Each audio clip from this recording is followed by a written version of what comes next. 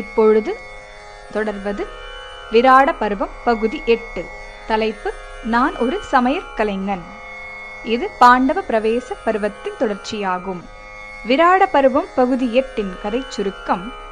பீமன் விராடனை சந்தித்து அவனிடம் சமையற்காரனாய் வேலை செய்ய வந்ததாக சொன்னது மற்றும் விராடன் பீமனை பணியமர்த்தி அவன் கேட்ட நியமனத்தை கொடுத்தது. இப்பொழுது விராட பருவம் பகுதி 8. தலைப்பு நான் ஒரு சமையற்கலைஞன். இதற்குள் நுழைவோம். வைசம்பாயனர் ஜனமேஜனிடம் சொன்னார். பிறகு அழகில் சுடர்விடும் பயங்கர வலிமை கொண்ட மற்றொருவன், அதாவது பீமன், சிங்கத்தை போன்ற விளையாட்டு நடையுடன் மன்னன் விராடனை அணுகினான். கையில் சமையல் கரண்டி மற்றும் மத்துடனும் மேலும் கருநிற சாயல் கொண்ட களங்கமும் இல்லாத உயரிய வடிவமைப்பு கொண்ட வாள் ஒன்றையும் கையில் ஏந்தி முழு உலகத்தையும் பிரகாசிக்கச் செய்யும் சூரியனைப் போல அனைத்து புறங்களுக்கும் ஒளியூட்டிக் கொண்டு சமையற்காரன் வேடத்தில் அவன், அதாவது பீமன் வந்தான். மலைகளின் மன்னனை போன்ற பலத்தை கொண்ட அவன், அதாவது பீமன், கருநிற ஆடை உடுத்தி மத்சய மன்னனை, அதாவது விராடனை அணுகி அவன் முன்னிலையில் நின்றான். மன்னனை போன்ற தோற்றம் கொண்ட அவனை, அதாவது பீமனை கண்ட விராடன் தன்னிடம் கூடியிருந்த குடிமக்களிடம், சிம்மத்தை போன்ற அகன்ற தோள்களும் மிக மேம்பட்ட அழகையும் கொண்ட அந்த இளைஞன் யார்? சூரியனை போன்ற அந்த மனிதனை இதற்கு முன் கண்டதே இல்லை. இந்த செய்தியை மனதில் சுழற்றியும் இவன் யார் என்பதை என்னால் உறுதி செய்ய முடியவில்லை. முயன்று அதிகமாக சிந்தித்தாலும் அந்த மனிதர்களில் காளையின், அதாவது வருபவனின் நோக்கத்தை ஊகிக்க முடியவில்லை. அவனை பார்த்தால் கந்தர்வ மன்னனை போன்றோ புரந்தரனை, அதாவது இந்திரனை போன்றோ தோன்றுகிறது. என் கண்களுக்கு முன்பாக நிற்பவன் யார் என்பதை உறுதி செய்யுங்கள். அவன் வேண்டுவதை அவன் விரைவில் பெறட்டும் என்றான் விராடன்.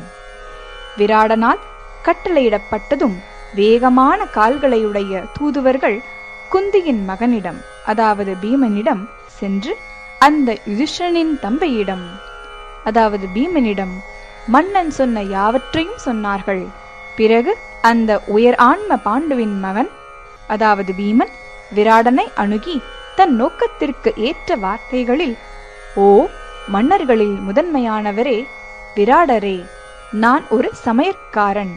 என் பெயர் வல்லவன் ஆகும். உணவுகளை பக்குவப்படுத்துவதில் நான் நிபுணன். என்னை சமையலறையில் நியமிப்பீராக என்றான். விராடன் பீமனிடம் கூறுகிறான். ஓ வல்லவா, சமையலே உனது அலுவல் என்பதை என்னால் நம்ப முடியவில்லை. நீ 1000 கண் கொண்ட தெய்வத்தை ஒத்திருக்கிறாய். இவர்கள் அனைவர் மத்தியிலும் அருள், அழகு, பராக்கிரமம் ஆகியவற்றில் நீ மன்னனைப் போல இருக்கிறாய் என்றான் விராடன். அதற்கு பீமன் விராடனிடம், ஓ மன்னர்களின் மன்னா, முதலில் நான் உனது சமையல்காரனும் பணியாளும் ஆவேன். ஓ ஏகாதிபதி விராடரே, சென்ற நாட்களில் மன்னர் யுதிஷ்டிரர் எப்போதும் என் உணவுகளை சுவைப்பதையே வழக்கமாக கொண்டிருந்தாலும் நான் குழம்பு வகைகளில் மட்டுமே அறிவுடையவன் அல்லன். ஓ பூமியின் தலைவா விராடரே, நான் மல்லனும் ஆவேன், மல்யுத்த வீரனும் ஆவேன். எனது பலத்திற்கு ஈடானவர்கள் எவரும் கிடையாது. ஓ பாவமற்றவரே, சிம்மங்களுடனும் யானைகளுடனும் போரிட்டு நான் எப்போதும் உமக்கு உற்சாகமூட்டுவேன் என்றான் பீமன். அதற்கு விராடன் பீமனிடம், நான் உனக்கு வரங்களை அளிப்பேன். உனது நிபுணத்துவம் குறித்து நீ விளக்குவதைப் போலவே நீ விரும்பியவற்றை செய்வாயாக. எனினும் இந்த அலுவல் உனக்கு தகாது என நான் நினைக்கிறேன். கடல் சூழ்ந்த மொத்த உலகத்திற்கும் நீ தகுந்தவனாவாய். ஆனால் நீ விரும்பியதை செய்வாயாக.